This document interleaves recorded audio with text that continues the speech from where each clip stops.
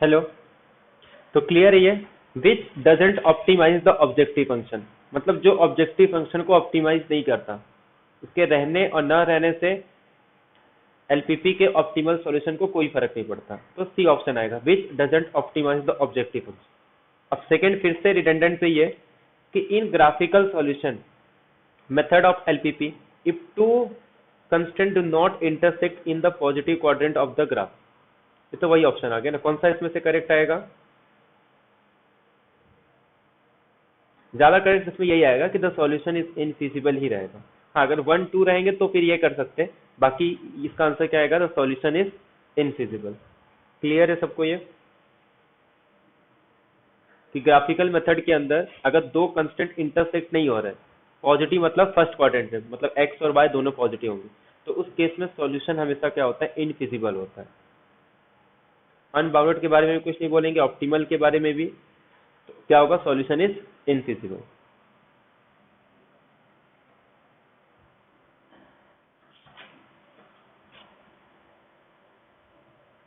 इसका वैल्यू बताओ क्या आएगा direct. Find the value of P Q are if the primal और ये डुअल। बोलो पी क्या होगा इसमें?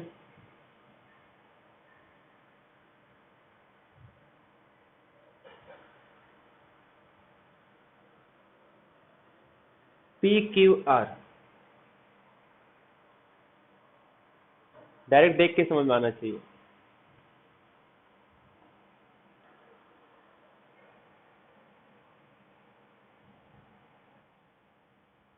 P4 क्यू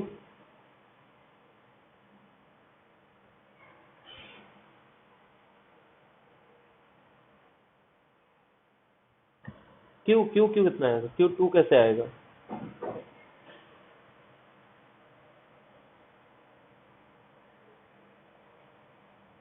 टू कैसे आएगा क्यू?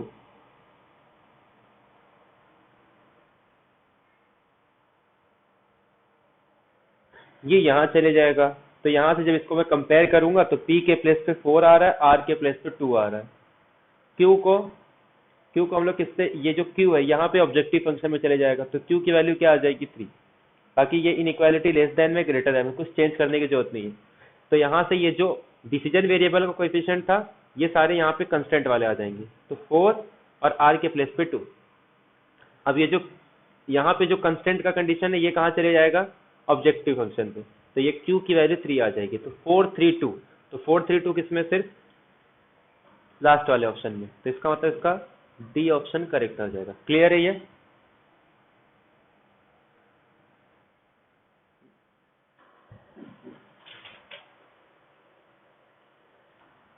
इसका बताओ, if P Q are dual of each other find the value of A B C and P। अच्छा A B C पूछा है, फिर इसका भी डायरेक्ट बता सकते हैं, बोलो फटाफट बोलो, A B C क्या आएगा?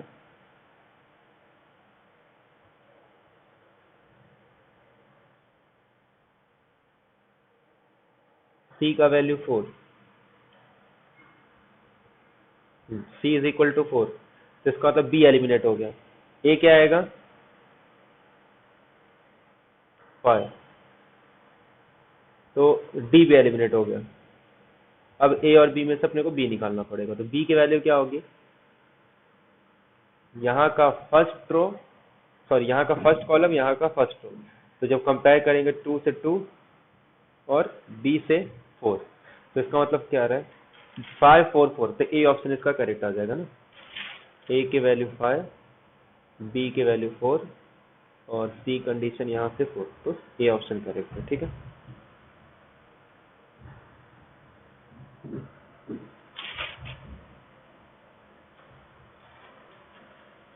there exists a bounded optimal solution to LPP if and only if there exists a feasible solution both primal and its dual। कि अगर बाउंडेड आ रहा है तो इसका मतलब क्या होगा कि दोनों फिजिबल रहने चाहिए। ठीक है, क्योंकि एक अनबाउंडेड है तो दूसरे को क्या होना पड़ता है? इनफिजिबल होना पड़ता है ना। तो अगर बाउंडेड सॉल्यूशन आ रहा है तो इसका मतलब दोनों के दोनों क्या होंगे? मतलब ये क्या आएगा? There exist a feasible solution. Clear है सबको? क्योंकि इनफिजिबल के लिए तो एक क्या आ जाता है अपने पास, अनबाउंडेड सॉल्यूशन आ जाएगा। ठीक है, एक बार चेक करना पड़ेगा, दोनों मेरे ख्याल से डी भी आएगा, क्योंकि उल्टा नहीं होता ना, अगर एक इनफिजिबल रहेगा तो दूसरा उसके बाउंडेड के बारे में बोल सकते। एक मेरे ख्याल से आएगा, आइदर आएगा, या तो आइदर प्राइमल और डुअल में से एक क्या होंगे, दोनों में से एक होना चाहिए इनफिजिबल, दोनों रहेगा तब भी चलेगा, क्योंकि वन वे ही होता है। तो आइदर ऑफ प्राइमल और डुअल इज फिजिबल। ठीक है,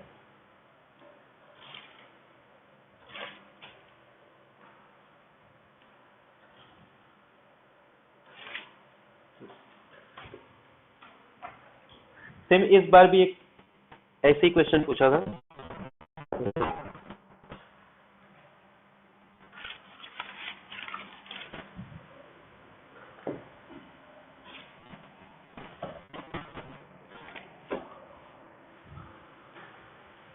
ठीक है, तो कंटिन्यू 3 बार से एक ही टाइप का क्वेश्चन पूछ रहे लोग डुअल प्रॉब्लम का।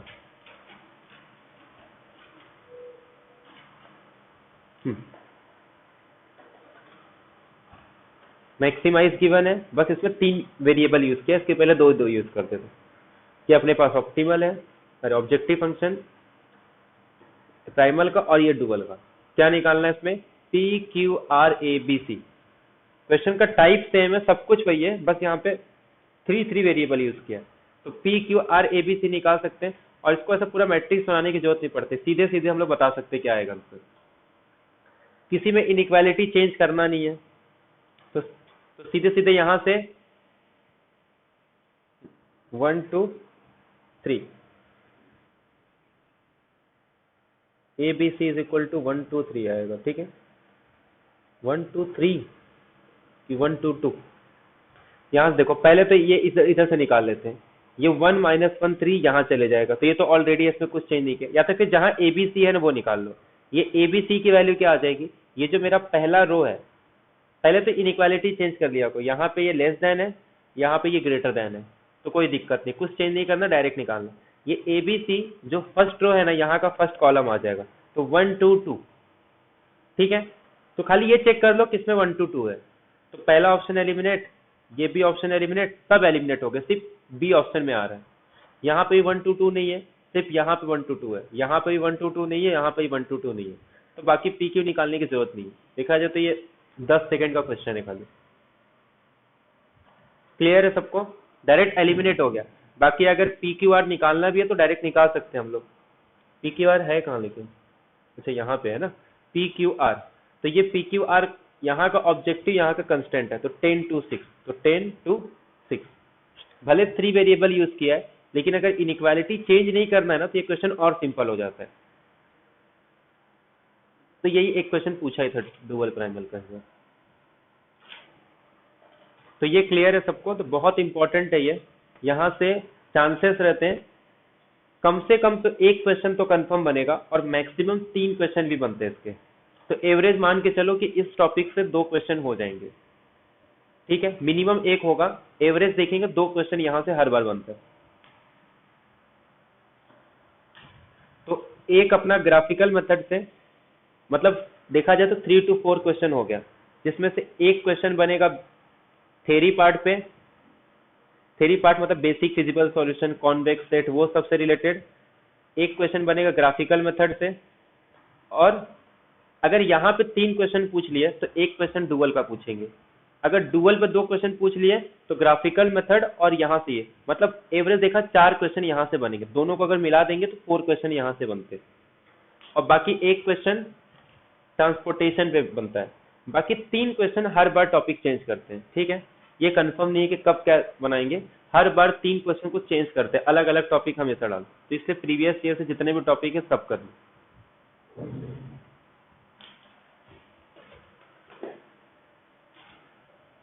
तो यहां तक किसी को डाउट है डुअल प्रॉब्लम में?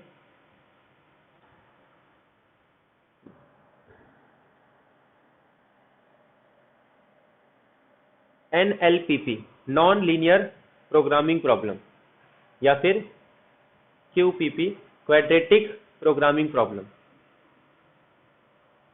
तो इसमें हम लोग जो यूज करते हैं लैग्रेंजस मल्टीप्लायर्स का, या फिर बोल सकते हैं इसमें हम लोग पूरा फंक्शन ऑफ सेवरल वेरिएबल के कॉन्सेप्ट को यहाँ पे यूज करते हैं जब अपने पास नॉन लीनियर आता है उस केस में। लीनियर के लिए तो हम लोग सिंपल ग्राफिकल मेथड से, सिंप्लेक्स मेथड से, सिंप्लेक्स का क्वेश्चन नहीं आता, सिर्फ खाली थ्योरी पार्ट के एक दो क्वेश्चन आएंगे, बाकी कुछ आता नहीं।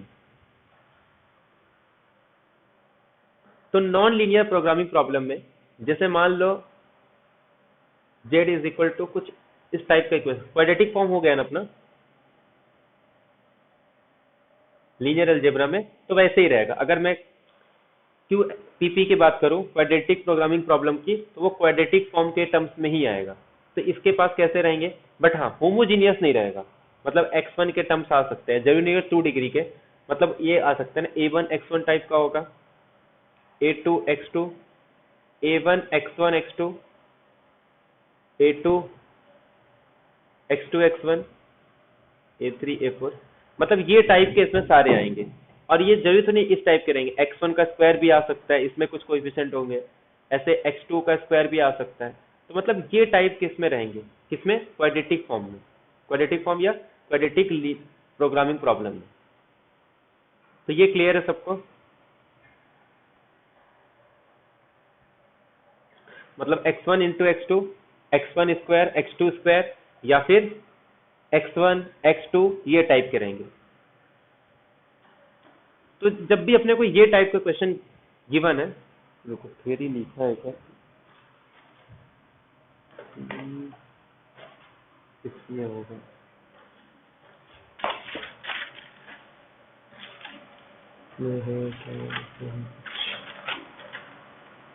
हाँ यहाँ पे देखो, ये क्लियर है सबको, हेलो। तो अगर मैं कोई भी नॉन लीनियर प्रोग्रामिंग प्रॉब्लम ले रहा हूं, तो अगर मैं जनरल एनएलपीपी की बात करूं जिसमें n वेरिएबल्स यूज हो रहा है और m कंस्टेंट यूज हो रहे हैं, जिसमें n is greater than equal to m can be express, z जो है ये कोई भी x का फंक्शन होगा, मतलब ये x1 स्क्वायर हो सकता है, x2 स्क्वायर हो सकता है, x1 क्यूब हो सकता है, ये general non linear programming problem. तो f ऑफ x कोई भी फंक्शन होगा जिसमें x1 से लेके xn तक के वेरिएबल, इसका मतलब ये बात कर रहा है फंक्शन ऑफ सेवरल वेरिएबल्स के, ठीक है। सब्जेक्ट टू कंडीशन, अब कंडीशन कैसे रहेंगे, g i of x is equal to b i, और आई की वैल्यू कहां से कहां तक जाएगी, 1 से लेके m तक, मतलब टोटल नंबर ऑफ कंस्टेंट कितने होंगे, टोटल m कंस्टेंट होंगे, और यहाँ पे वेरिएबल्स कितने यूज है, n वेरिएबल्स। अब क्या करना है, कंस्टेंट को इस फॉर्म में लिखना है, ये जो बी आई है ना, इसको ये साइड लेके हम लोग उसको एच आई एक्स डिफाइन कर देते हैं। तो ये क्या आ जाएगा अपने पास, g i of x minus b i is equal to 0। अब हम लोग इसमें यूज करते हैं लैग्रेंजियस मल्टीप्लायर्स का, जिसमें कितने वेरिएबल यूज होंगे, m, जितने नंबर ऑफ कंस्टेंट होंगे उतने नंबर ऑफ लैग्रेंजियस मल्टीप्लायर्स यूज होते हैं।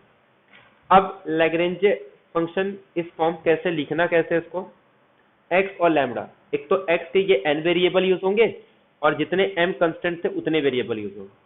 पहले तो f ऑफ x को एज इट इज लिखना है, मतलब ये जो f ऑफ x है उसको एज इट इज लिखना है। अब उसके बाद जितने भी ये कंस्टेंट थे इस फॉर्म में, उनको लैम्डा आई से मल्टीप्लाई करना है, f of x minus lambda i, और ये जो कंस्टेंट थे इनके लीनियर कॉम्बिनेशन को लिखना है। तो ये अपने पास होता है लैग्रेंजियस फंक्शन। क्लियर है सबको, ये एक एग्जांपल समझ लेंगे ये।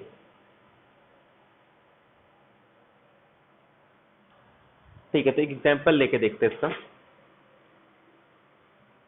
मान लो अगर एक दिया है 4x1 x2 square plus 6x2 minus 8x2 square, मान लो ये टाइप का मेरे पास कोई एक ऑब्जेक्टिव फंक्शन गिवन है, और उसके बाद कंस्टेंट जो गिवन है मान लो x1 minus x2 is less than -2, या फिर पहले इक्वालिटी का देख लेते हैं, x1 माइनस x2 प्लस 3 और x1 x2 is greater than is equal to 0। Question जो आते हैं हमेशा इसके लैग्रेंजियस मल्टीप्लायर्स पे ही आता है। तो x कितने वेरिएबल यूज हो रहे हैं इसमें, x1 x2, कितने नंबर ऑफ इक्वेशन यूज हो रहे हैं, सिर्फ एक ही इक्वेशन यूज हो रहा है ना, तो लैग्रेंजियस मल्टीप्लायर्स कितना यूज करूंगा मैं, सिर्फ L1। सबसे पहले क्या लिखना है, f ऑफ x को, तो f ऑफ x क्या आ जाएगा, 4x1 minus x2 square minus x one square 6x2 minus 8x2 square, इसको एज इट इज लिखना है माइनस, अब इसका लीनियर कॉम्बिनेशन लिखना है। इसको पहले क्या लिखेंगे, एच ऑफ एक्स के फॉर्म में लिखूंगा तो क्या आ जाएगा, ये x1 minus x2 minus 3 is equal to 0। तो lambda 1 times x1 minus x2 minus, तो ये मेरे पास आ गया लैग्रेंजियस फंक्शन। क्लियर है सबको ये?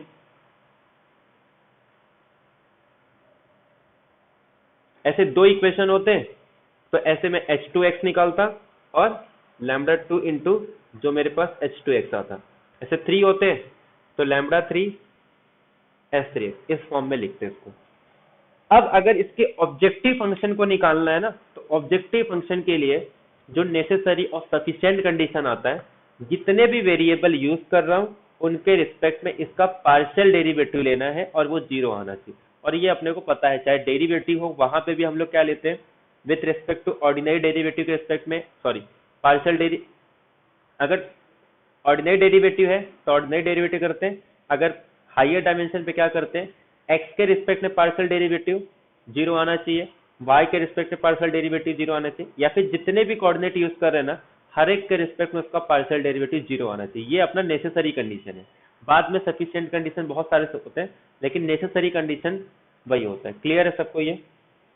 तो ऐसे यहाँ पे भी ऑब्जेक्टिव सॉल्यूशन निकालना है तो नेसेसरी कंडीशन सेटिस्फाई करना चाहिए। जितने वेरिएबल यूज कर रहा हूँ हर एक के रिस्पेक्ट में पार्शियल डेरिवेटिव क्या आना चाहिए, 0। तो ये अपने पास नेसेसरी कंडीशन है। सॉल्यूशन इसका निकालना है नहीं ऑब्जेक्टिव फंक्शन का, है 2-3 क्वेश्चन तो मैं इसको नोट्स में ही दे दूंगा, 3-4 मेथड है, बहुत ही लेंदी है वो, तो सेट में अब पूछेंगे नहीं। ठीक है, तो ये क्लियर है सबको कैसे बनाना है ये?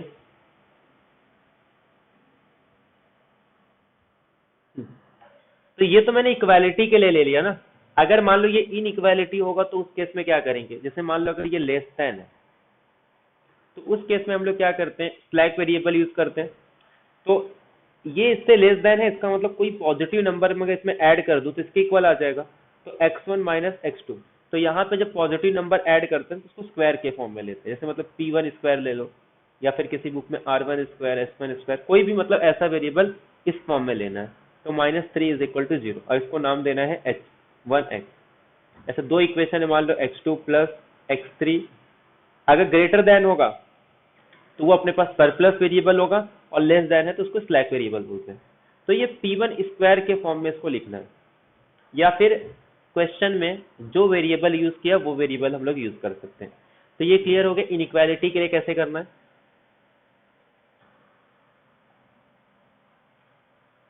हम्म,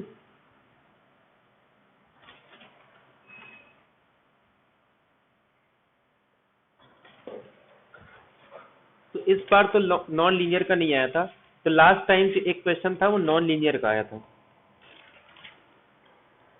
इस बार तो इस पे आ गया था। जो एक क्वेश्चन अलग से आता है ना, इसके एलपीपी के क्वेश्चन कैसे रहते हैं, दो क्वेश्चन तो स्टार्टिंग के 10 मार्क्स, मतलब जो स्टार्टिंग के 10 क्वेश्चन रहते हैं सिंपल सिंपल, दो क्वेश्चन उसमें आता है, और वो एकदम सिंपल बेसिक क्वेश्चन आएंगे। एक तो कॉन्वेक्स सेट पे आएगा, या तो सिंपल बेसिक फिजिबल सॉल्यूशन के बीच में रिलेशन क्या, वही सब आएंगे, या फिर हो सकता है ज्यादा से ज्यादा ग्राफिकल मेथड का सिंपल क्वेश्चन दे दे। बाकी 5 क्वेश्चन एक साथ में रहेंगे, जिसमें एक क्वेश्चन ट्रांसपोर्टेशन मॉडल का रहेगा, एक क्वेश्चन ग्राफिकल मेथड के रहेंगे, 3 क्वेश्चन अलग टॉपिक के रहते हैं। बाकी एक क्वेश्चन जो रहता है ना उसमें नॉन लीनियर का आ जाएगा, डुअल फेस का आ जाएगा, ये टाइप के क्वेश्चन आते हैं। जैसे देखो इस, तो लास्ट टाइम क्या पूछा था ये, कि consider the non linear programming problem maximum of z is equal to 10x1 minus x2 square subject to the constant x1 plus x2 is less than 40 minus x1 plus x2 is less than 6 and x1 plus x2 is greater than equal to 0। अपने को निकालना है Lagrangian function क्या होगा इसका। ठीक है, तो कैसे निकालेंगे, पहले अपने पास क्या क्या गिवन है, maximum of z is equal to 10x1 minus x2 square, ये मेरे पास क्या हो गया, इसको नाम दे दूंगा मैं f ऑफ x। और कंस्टेंट क्या गिवन है, subject to x1 plus x2 is less than 14 minus x1 plus x2 is less than 6। और x1 x2 is greater than equal to 0। ठीक है, तो अब हम लोग क्या करेंगे, अगर इसको इक्वालिटी में कन्वर्ट करना है तो इक्वालिटी में कन्वर्ट करने के लिए यहाँ पे स्लैक वेरिएबल यूज कर लेंगे। x1 प्लस क्या यूज किया यहाँ पे, r1 स्क्वायर क्या यूज किया, r1 स्क्वायर r2 स्क्वायर ये टाइप का यूज किया। तो x1 x2 plus r1 square minus 14 is equal to, इसको मैं दे देता हूँ h1x। क्लियर है? ऐसे इसको क्या लिख सकते हैं, minus x1 plus x2 plus r2 का square minus 6 is equal to h2x। तो यहां तक किसी को डाउट? यहां पे हम लोग ने स्लैक वेरिएबल यूज किया x1 x2 f1। वैसे यहाँ पे इसको 0 नहीं लिखेंगे तब भी ये पॉजिटिव ही आता है, क्योंकि स्क्वायर बोल दे तो वैसे ही पॉजिटिव, जैसे लिख भी सकते हैं कि r1 r2 ये सारे नॉन निगेटिविटी कंडीशन को सेटिस्फाई करें। अब क्या करना है मुझे, लैग्रेंजियन फंक्शन बनाना है। तो इसमें कितने वेरिएबल यूज होंगे, एक तो x1 यूज होगा, x2 यूज होगा, और क्या क्या यूज हो रहा है इसमें, एक तो λ1 और एक तो λ2 यूज होगा। ठीक है, अब मैं यहाँ पे r1 r2 इसके लिए नहीं लिख रहा हूँ, क्योंकि हम लोग इसको r1 r2 के रिस्पेक्ट में इसको पार्शियल डिफरेंशिएट नहीं करते, सिर्फ इसमें ये x1 x2 और λ1 λ2 के रिस्पेक्ट में ही इसको पार्शियल डिफरेंशिएट करते हैं। तो लैग्रेंजियन फंक्शन क्या होगा, f of x minus lambda I H I of X, where I is कितने, जितने नंबर ऑफ कंस्टेंट होंगे। तो कितने कंस्टेंट है यहाँ पे, 1 और 2, तो ये कहाँ तक चले जाएगा, 2 तक। मतलब f of x minus λ1 h1x minus λ2 h2। यहाँ तक किसी को डाउट? यहाँ तक क्लियर है सबको? हम लोग ने h1x डिफाइन कर दिया, h2x डिफाइन कर दिया। अब f ऑफ x क्या है मेरे पास, ये 10x1 minus x2 square minus λ1 और h1x क्या है मेरे पास, x1 plus x2 plus r1 square minus 14 minus λ2, h2x क्या है, minus x1 plus x2 plus r2 square minus 6। ये हो गया अपने पास लैग्रेंजियन फंक्शन। क्लियर है सबको ये?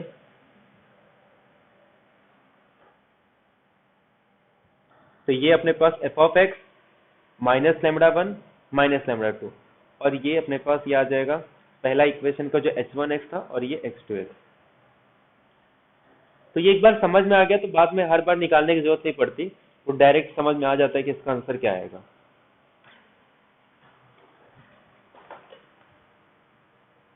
तो कौन सा ऑप्शन मैच कर रहा है?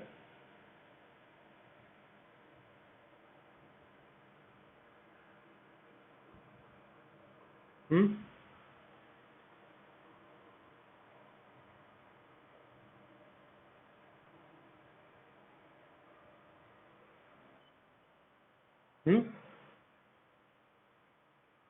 फर्स्ट ऑप्शन कर रहे हैं ना। पहले देखो, जिसमें प्लस प्लस आ रहा है उसको तो हटा दो पहले। इसमें प्लस आ गया, इसमें प्लस आ गया, इसमें प्लस आ गया, सिर्फ इसमें माइनस आ रहा है, माइनस λ1 माइनस λ2। ये मेरे पास f ऑफ x। अगर डायरेक्ट भी करना तो डायरेक्ट कर सकते हैं। एक बार समझ में आ गया ना, तो क्या लिखना है यहाँ पे f ऑफ x। तो f ऑफ x यहाँ पे भी था, यहाँ पे भी, यहाँ पे भी, यहाँ पे भी, बट ये वाला एलिमिनेट हो गया ना, यहाँ पे प्लस आ गया, तो डी ऑप्शन मेरा पहले ही एलिमिनेट हो गया। अब क्या करना है, यहाँ पे माइनस λ1, तो ये भी हट गए, बट ये हो सकता है कि माइनस को कॉमन ले लिया हो, तो इसीलिए इसको एक बार ये भी चेक कर लेते हैं। ये क्या आएगा, x1 plus x2 plus r1 square minus 14। तो देखो ये इसमें आ रहा है, ऐसे ये क्या आएगा, minus x1 plus x2 plus r2 square minus 6। तो ये भी इसमें आ रहा है, मतलब साइन भी कॉमन लेगा, ऐसा भी कोई कॉन्सेप्ट नहीं, तो इसका मतलब ये ऑप्शन करेक्ट हो जाएगा। क्लियर है सबको ये? तो अगर कोई भी नॉन लीनियर प्रोग्रामिंग है तो ये इसका लैग्रेंजियन फंक्शन आता है। ठीक है,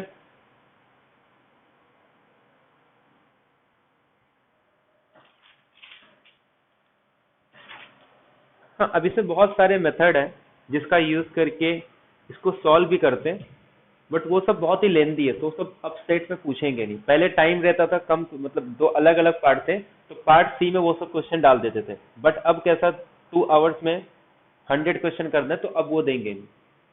पहले का पैटर्न अलग था, 2019 के पहले का, तो 2019 से पैटर्न चेंज हो गया।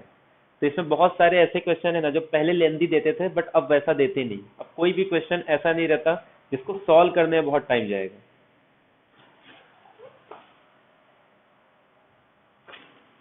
तो एक मेथड है जिसमें सिर्फ लैग्रेंजियन अगर फंक्शन निकालना है तो कैसे निकालेंगे वो देख लेते हैं। किधर गया?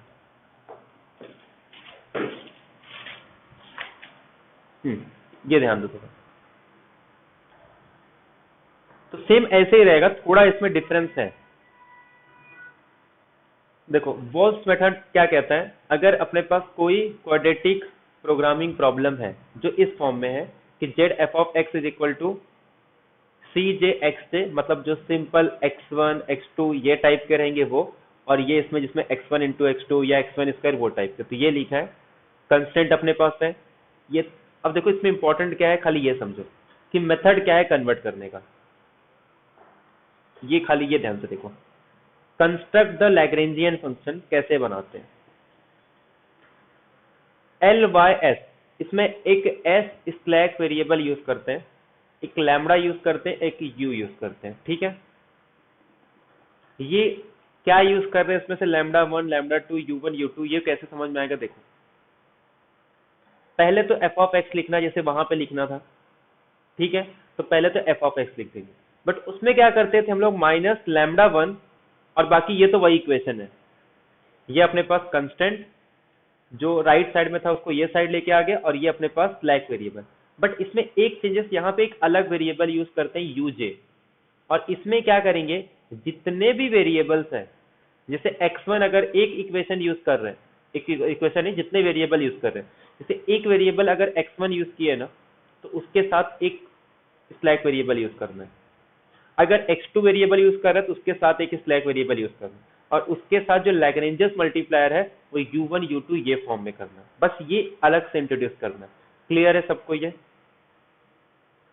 यहां तक तो सेम है ना लास्ट टाइम के जैसा, मतलब जैसे पहले बता उसमें ये इन जनरल वाला, बट ये एक अलग से कर रहे हैं कि जितने नंबर ऑफ वेरिएबल्स है ना minus x J plus S J square. जैसे मान लो अगर x1 x2 यूज कर रहे हैं तो क्या आएगा, ये minus x1 plus s1 square, second minus x2 plus s2 square. अगर तीन वेरिएबल है तो minus x3 plus x3 square, और यहाँ पे ये u1 u2 इस तरीके से यूज करेंगे। तो ये इस तरीके से अपने को लैग्रेंजियस मल्टीप्लायर्स लेना है जब बोलेंगे वॉल्स मेथड का यूज करके, या फिर वो ऑप्शन देख के समझ में आ जाता है कि कौन सा ऑप्शन करेक्ट होगा, ठीक है। ये क्लियर है सबको?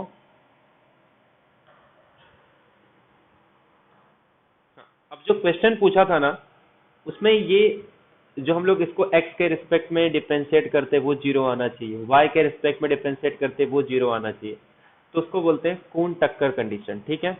KUHNTUCKER कंडीशन, मतलब इसको क्या करना है, जितने भी x y s lambda u use कर रहे हैं उसके रिस्पेक्ट में उसका फर्स्ट ऑर्डर पार्शियल डेरिवेटिव लेना है और उसको इक्वेट करना है जीरो के, ठीक है। तो ये कंडीशन एक क्वेश्चन में पूछा है, तो क्वेश्चन क्या है वो देख लेते हैं हम लोग।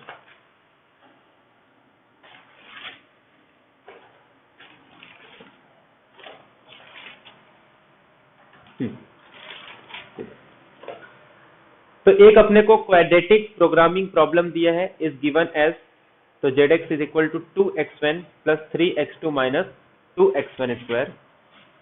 अगर जेड भी गिवन होगा तब भी ऐसे करना है, जेड एक्स गिवन है तब भी ऐसे करना है। Subject to x1 plus 4x2 is less than 4, x1 plus x2 is less than 2।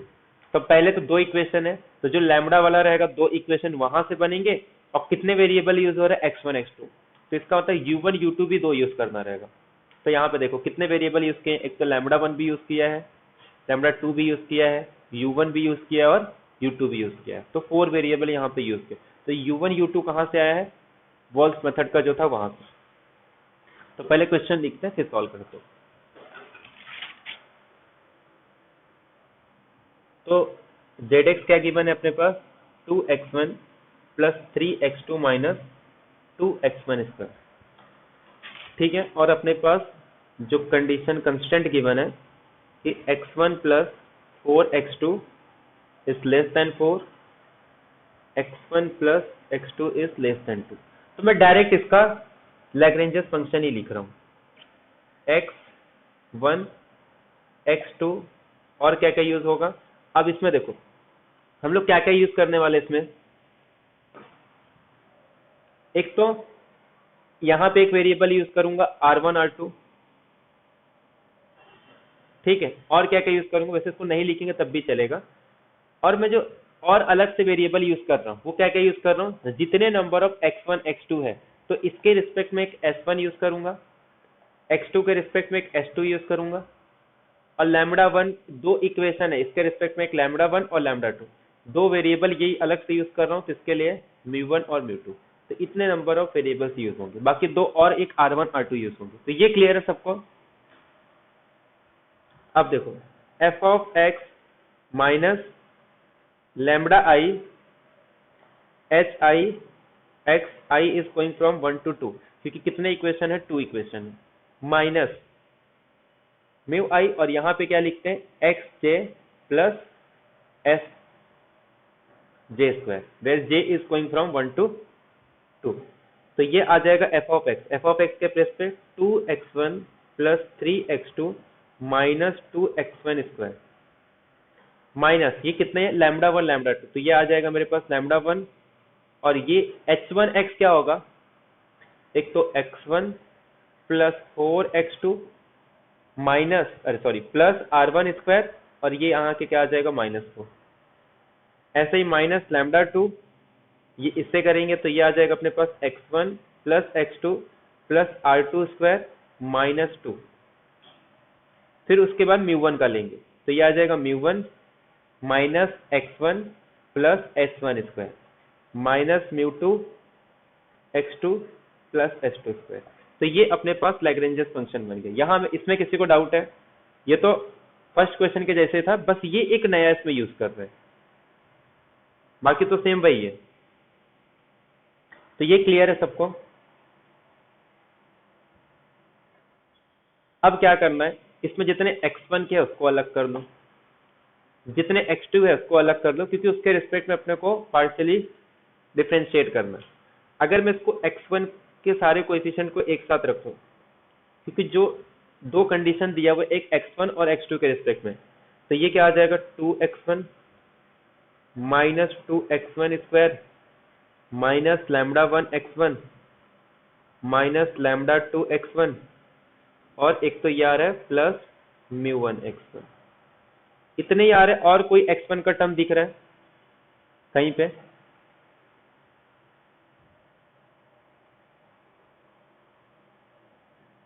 Hello, और कहीं पे x1 का टर्म नहीं ना, इतने ही है ना x1, एक तो ये x1 है, ये x1 है, ये x1, ये x1, ये x1, यहाँ पे x1 का टर्म ही नहीं है, तो और कहीं पे दिख नहीं रहा है। तो इसका मतलब जब मैं इसको L को with respect to x partially differentiate करूंगा, उस केस में सिर्फ इतने ही टर्म मेरे रहेंगे, बाकी सब तो जीरो हो जाएंगे, ठीक है। तो जब मैं इसको x1 के रिस्पेक्ट में करूंगा तो ये क्या आ जाएगा, और इसका आंसर क्या आना चाहिए, मतलब जो L को मैं x के रिस्पेक्ट में डिफरेंशिएट करूंगा तो आंसर जीरो आना चाहिए। तो यहां से अपने पास आ जाएगा ये 2 minus 4x1 minus lambda one minus lambda two plus म्यू1 इज इक्वल टू 0। तो जो क्वेश्चन में दिया है उसको एक साइड लेके चले गए, बस इसको ये साइड लेके आ जाएंगे तो ये -4 म्यू1 आ जाएगा, सॉरी क्या था, -4x1। तो ये पहला इक्वेशन क्लियर है सबको, 4x1 2 minus lambda one minus lambda two plus म्यू1, ये मेरे पास 4x1 आ गया। 4x1 is equal to 2 minus lambda one minus lambda two plus म्यू1। तो इसको मैं साइड में लिख देता हूँ कहीं पे कि 4x1 is equal to 2 minus lambda one minus lambda two plus mu, ठीक है। इसको रब कर देता हूँ। अब ऐसे ही x2 के रिस्पेक्ट में करना है, तो जब x2 के रिस्पेक्ट में करूंगा तो अब डायरेक्ट कर लेते हैं। इसको x2 के रिस्पेक्ट में करूंगा तो ये 3 आ जाएगा, इसको x2 के रिस्पेक्ट में करूंगा तो -4 लैम्बडा वन आ जाएगा, इसको x2 के रिस्पेक्ट में करूंगा तो माइनस लैम्बडा टू आ जाएगा, और ये इसमें टर्म ही नहीं है, और इसके टर्म्स में करूंगा तो प्लस म्यू2 इज इक्वल टू 0। तो यहां से अपने पास क्या आ जाएगा, ये बस इतना ही टर्म है ना, और कुछ दिख रहा है नहीं ना, बस इतना ही है। तो ये आ जाएगा 3 प्लस म्यू2 is equal to 4 lambda 1 plus lambda 2। तो ये अपने पास आ गया, एक इक्वेशन क्या आ गया, 3 plus mu 2 is equal to 4 lambda 1 plus lambda 2। किसी को डाउट है इसमें कुछ? हेलो, जल्दी, वो 2 मिनट बचा ही है।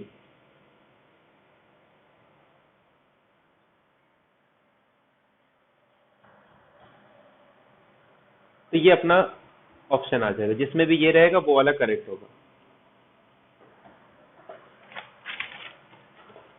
तो कौन सा ऑप्शन करेक्ट है इसमें से? 4x1 is equal to 2 minus 4x1 is equal to 2 minus lambda 1 minus lambda 2 plus lambda 1।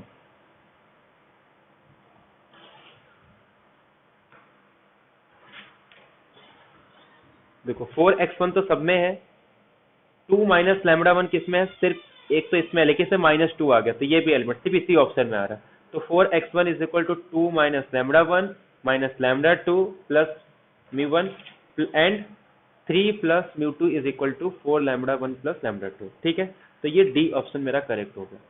तो अगर मान लो कभी वोल्स मेथड का यूज करके खून टक्कर का कंडीशन पूछ रहा है, तो हम लोग पहले लैग्रेंजस इक्वेशन निकालेंगे, फंक्शन निकालेंगे, और उसको विद रिस्पेक्ट टू एक्स और वाई डिफरेंशिएट कर देंगे। ठीक है, तो क्लियर है सबको ये? बाकी यही करना है, अगर सॉल्विंग वाला क्वेश्चन मान लो आ भी गया तो उसको पेपर में अटेम्प्ट मत करना, ठीक है, बहुत लेंदी हो जाता है। तो ये अपना हो गया नॉन लीनियर प्रोग्रामिंग प्रॉब्लम का। हो सकता है लीनियर प्रोग्रामिंग में क्वेश्चन और चेंज करके दे दे, तो चेंज करके क्या देंगे, वही लैग्रेंजस फंक्शन कोई अलग अलग करके देंगे, इक्वालिटी दे देंगे, मिनिमाइजेशन का प्रॉब्लम दे देंगे, और कुछ ज्यादा देंगे नहीं है। तो ये हो गया। अब अपने खाली बस वही टॉपिक बचे हैं, असाइनमेंट प्रॉब्लम, ट्रांसपोर्टेशन प्रॉब्लम। तो वो एक एक जितने भी प्रॉब्लम है ना, जो 12th कॉमर्स का रहता है, वही सब हर एक का एक एक एग्जाम्पल कर लेंगे, ठीक है, और प्रीवियस ईयर के क्वेश्चन। और थ्योरी पार्ट का ट्रांसपोर्टेशन पे आता है, उसके बाद अपना एलपीपी ओआर कंप्लीट। तो एलपीपी अपना पूरा कंप्लीट हो गया। क्लियर है सबको, इसमें कोई डाउट?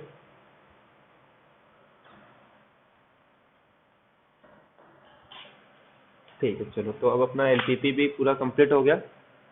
सिर्फ प्रोबेबिलिटी, नंबर थ्योरी, ओआर, एक एक लेक्चर ये तीनों का रहेगा, और बाकी अपना मॉडर्न अलजेब्रा। ठीक है, चलो, तो एंड करें, किसी को डाउट नहीं ना कुछ? चलो।